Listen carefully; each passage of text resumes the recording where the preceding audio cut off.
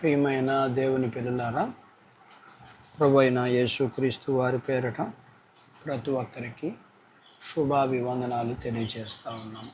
ఈ ఉదయకాలం దేవుని వాక్యాన్ని చదువుకుందాం. సామెతల గ్రంథము 2వ అధ్యాయము 6వ వచనం. యెహోవాయే జ్ఞానమిచ్చువాడు, తెలివియు వివేచనయు ఆయన నోటి నుండి వచ్చును. దేవుడు తన మాటలు మన కొరకు దీవించునుగాక. ఆమేన్. ప్రియమైన దేవుని పిల్లలారా, మనుషులు ఈ లోకంలో వెదికేది దేనికోసం? వెండి కోసం, అలాగే బంగారం కోసం,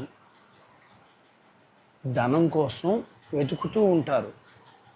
ఇవి ఈ లోకం దృష్టిలో, మనుషుల దృష్టిలో అవి విలువైనవి. అందుచేత వీటిని వెతుకుతూ ఉంటారు. అయితే ఇక్కడ ఒక విషయం మనం తెలుసుకోవాలి. వీటన్నిటికంటే విలువైనది ఉన్నది, అదే జ్ఞానం. ఈ జ్ఞానం ఉంటే మేలు. ఇది లేక చాలామంది నష్టపోయే జీవితాన్ని కలిగి ఉంటా ఉన్నారు. ఇది ఎలా దొరుకుతుంది? ఇది అంగటిలో, అంటే డీమార్ట్లో దొరికేది మాత్రం కాదు. నీవు దేవుని మాటలను అంగీకరించి, దేవుని మాటల్ని నీ హృదయంలో దాచుకుని, దాని ప్రకారం చేసిన యెడల నీవు తెలివికై, జ్ఞానముకై దేవుణ్ణి అడిగిన యెడల దేవుడు నీకు జ్ఞానం ఇస్తాడు. ఏమిటి ఆ జ్ఞానం అంటే, నీవు దేవుని యందు భయభక్తులు కలిగి ఉండే ఆ జ్ఞానం దేవుడు నీకు ఇస్తాడు. ఎందుకనంటే, ఏ వ్యక్తి అయినా ఎన్ని కలిగి ఉన్నా, ఎన్ని తిన్నా, ఏం తాగినా, ఏం కట్టుకున్నా, ఏం అనుభవించినా అదంతా వ్యర్థమే కదా. అన్నిటి వలన ఏ లాభము లేదు. అయితే లేఖనం చెబుతుంది, జ్ఞాని అనబడిన సొలొమోను తన ద్వారా దేవుడిచ్చిన లేఖనంలో ఇలా అన్నారు. ప్రసంగి గ్రంథము 12వ అధ్యాయం 13వ వచనాన్ని చదువుతున్నాను.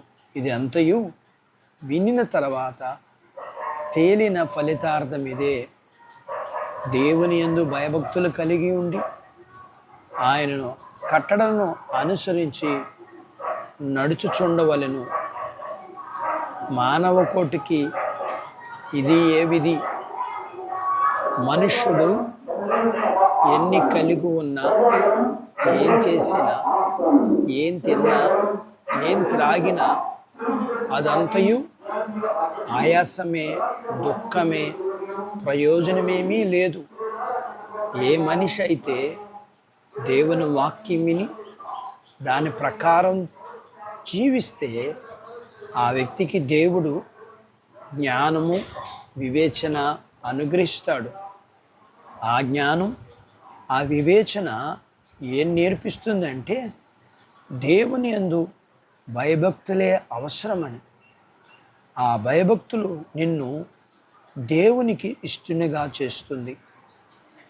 ఏం కావాలో, ఏమి వద్దో అనే జ్ఞాన వివేచనలు నీకు కలుగుతాయి.